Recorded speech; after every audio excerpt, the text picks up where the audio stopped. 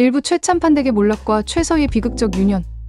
1897년 조선의 마지막 불꽃이 꺼져가던 시절, 경상남도 하동 평사리에는 한 시대를 풍미하던 대지주 최참판댁이 자리하고 있었다. 수백 년간 이어진 명문가의 위엄은 지방 곳곳에 스며 있었고, 그 고풍스러운 기와지붕 아래에는 당대 최고의 부와 권력이 응축되어 있었다. 그러나 겉으로 보이는 평화와 달리 최참판댁의 내부는 이미 썩어가고 있었다.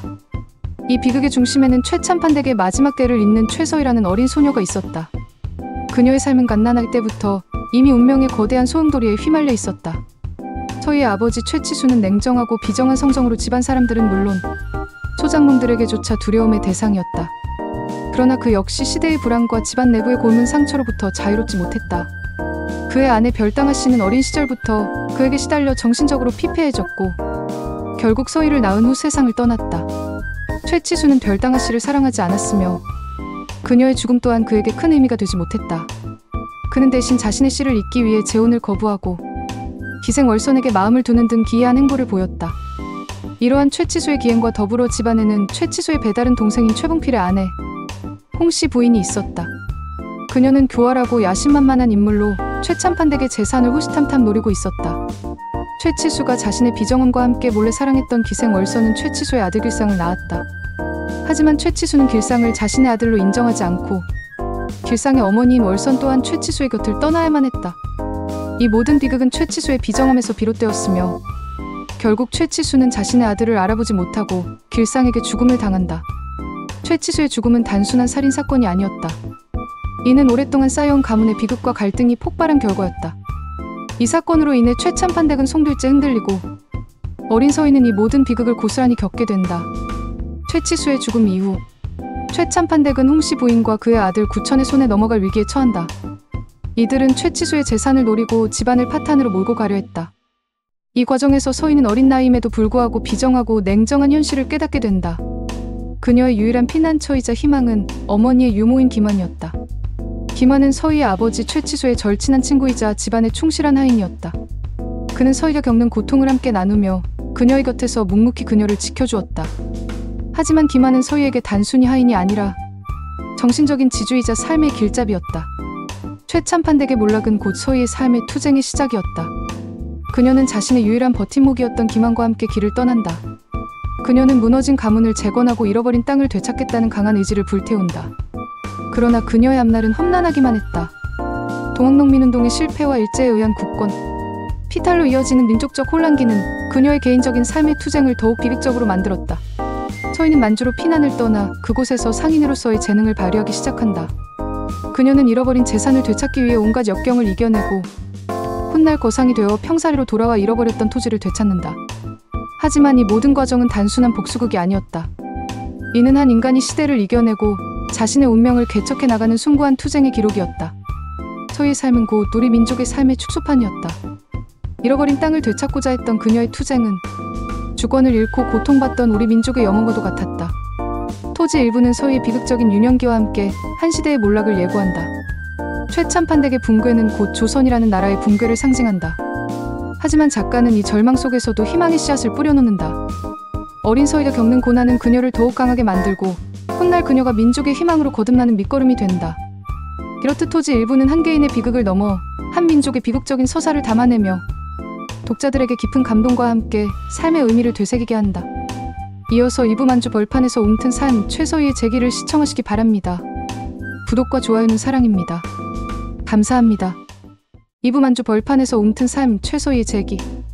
안녕하세요. 더 드라마 작가 이효림입니다. 1911년 조선은 이미 일본의 식민지가 되었고 최참판댁의 외동딸 최서희는 기구한 운명에 휩싸인 채 만주 용정으로 몸을 피했다. 그녀의 나이 20살. 비록 어린 나이였지만 가문을 일으켜 세워야 한다는 무거운 책임감과 잃어버린 땅을 되찾겠다는 강렬한 열망으로 가득 차 있었다. 그녀에게 만주는 단순히 피난처가 아니었다. 그것은 자신의 운명을 개척하고 새로운 삶을 시작하는 터전이었다. 용정에서 서희는 새로운 삶을 시작한다. 그녀는 뛰어난 계산 능력과 냉철한 판단력을 바탕으로 상업에 뛰어들었다. 처음에는 작은 상점으로 시작했지만 그녀의 사업은 날로 번창했다. 서희는 곡식거래, 토지 매입, 그리고 금융업에까지 손을 대며 막대한 부를 축적해 나갔다. 그녀의 사업소와는 놀라울 정도였다. 남자들도 쉽게 성공하기 어려운 냉혹한 자본주의의 세계에서 그녀는 자신의 지혜와 통찰력으로 끊임없이 성공을 거두었다. 하지만 그녀의 성공 뒤에는 말할 수 없는 외로움과 고통이 숨어 있었다.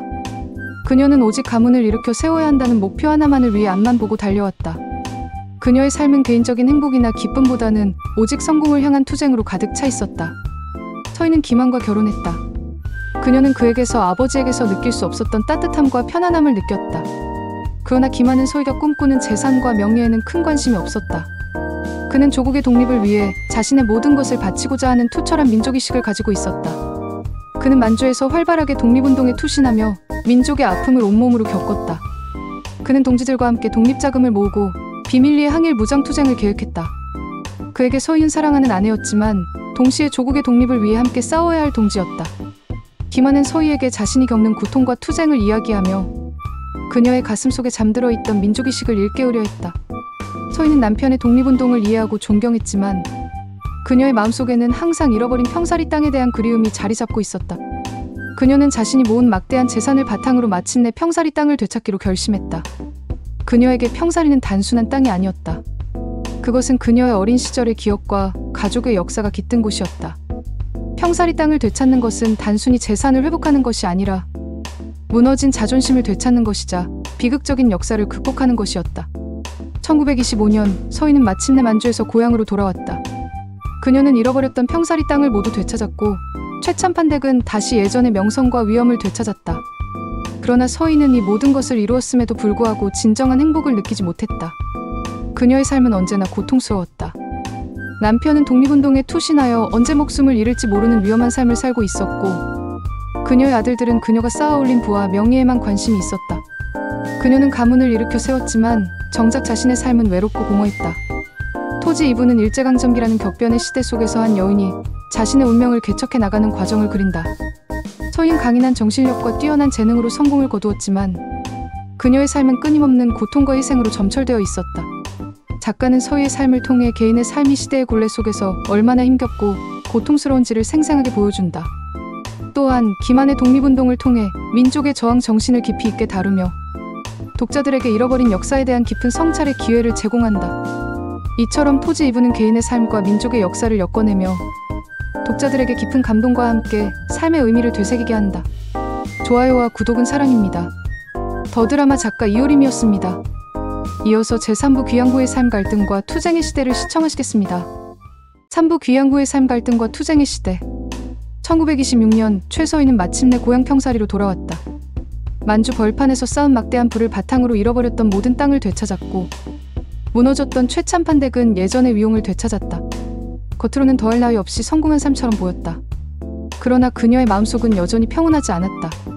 그녀가 돌아온 평사리는 예전의 평화로운 마을이 아니었다. 일제의 수탈과 착취가 극에 달하면서 농촌 사회는 고마 터지기 직전이었고 소작농들의 삶은 한없이 피폐해져 있었다. 서희는 이제 단순한 대지주가 아닌 시대의 모순과 비극을 온몸으로 감당해야 하는 시대의 증인이 되었다. 서희는 자신이 모아온 재산으로 소작농들에게 도움을 주려 했지만 그것은 근본적인 해결책이 될 수 없었다. 일제는 끊임없이 조선의 자원을 수탈했고 소작농들은 아무리 열심히 일해도 가난에서 벗어날 수 없었다. 이러한 현실 속에서 소작농들의 저항은 극심해졌다. 농민들은 뭉쳐서 소작료 인하를 요구했고 일부는 공산주의 사상에 감화되어 계급 해방을 꿈꾸기도 했다. 서희는 지주로서 소작농들의 요구를 외면할 수 없었고 그렇다고 해서 자신의 기득권을 모두 포기할 수도 없었다. 그녀는 이념과 현실 사이에서 끊임없는 내적 갈등을 겪어야 했다. 이러한 시대적 갈등은 서희의 가정에도 그대로 투영되었다. 서희의 아들 황국은 최참판댁의 대를 이을 유일한 상속자로서 지주 계급의 삶을 당연하게 받아들였다. 그는 유학을 떠나 신식교육을 받았지만 시대의 아픔에는 무감각했다. 그에게는 오직 가문의 명성과 재산을 지키는 것만이 중요했다. 그러나 서희의 딸 윤국은 달랐다. 그녀는 어머니와는 달리 민중의 삶에 깊은 관심을 가졌고 소작농들의 고통을 외면하지 못했다. 그녀는 학교에서 배운 새로운 사상에 매료되었고 계급 해방을 주장하는 사회주의 운동에 동조하게 된다. 황국과 윤국의 갈등은 단순한 남매 간의 싸움이 아니었다. 그것은 당시 조선 사회를 휩쓸었던 이념적, 계급적 갈등의 축소판이었다. 한쪽은 전통적인 질서와 기득권을 지키려 했고 다른 한쪽은 새로운 세상을 꿈꾸며 혁명을 주장했다. 서희는 이들의 갈등을 보며 고통스러워했다. 그녀는 아들을 사랑했지만 딸의 이상 또한 이해했다. 그녀는 그들 사이에서 중재자의 역할을 하려 했지만 시대의 흐름은 그녀의 개인적인 노력으로 막을 수 있는 것이 아니었다. 이 시기에는 일제의 감시와 탄압이 더욱 심해졌다. 독립운동가들은 끊임없이 일본 경찰의 추격을 받았고 민중들은 극심한 생활고에 시달려야 했다. 서희는 이 모든 것을 지켜보며 깊은 절망을 느꼈다. 그녀가 그토록 힘들게 되찾았던 평사리 땅은 이제 더 이상 평화로운 안식처가 아니었다. 그것은 피와 땀으로 얼룩진 비극의 땅이었다. 서희는 자신의 성공이 오히려 더 큰 짐이 되었다는 것을 깨닫게 된다. 그녀의 부는 그녀를 자유롭게 한 것이 아니라 오히려 그녀를 시대의 질곡에 더욱 깊이 묶어놓았다. 토지 3부는 일제강점기 농촌 사회의 참혹한 현실을 생생하게 그려낸다. 작가는 지주와 소작농 간의 갈등, 이념적 대립, 그리고 민족의 고통을 치밀하게 묘사한다. 최서희는 이러한 모든 비극의 중심에서 자신의 운명을 개척하려 했지만 시대의 거대한 흐름 앞에서 한없이 나약한 존재임을 깨닫게 된다. 그녀는 가문을 부흥시켰지만 그녀의 삶은 끊임없는 고통과 갈등의 연속이었다. 이렇듯 토지 3부는 개인의 삶과 시대의 비극이 어떻게 맞물려 돌아가는지를 보여주며 독자들에게 깊은 성찰의 기회를 제공한다. 서희의 고통은 단순한 개인의 불행이 아니라 당시를 살아간 모든 민초들의 고통을 대변하는 것이었다. 제4부 1936만 1945년 태평양 전쟁이 발발하면서 시대의 비극은 더욱 심화됩니다. 일본의 강압적인 정책으로 인해 많은 인물들이 고향을 떠나거나 비참한 최후를 맞이합니다. 서희는 이제 한 가문의 안녕을 넘어 민족 전체의 아픔을 품에 안습니다. 이 시기는 인물들의 개인적 고난이 민족의 고난과 하나가 되는 과정이 묘사됩니다. 위의 내용을 1000단어 이상으로 만들어줘요.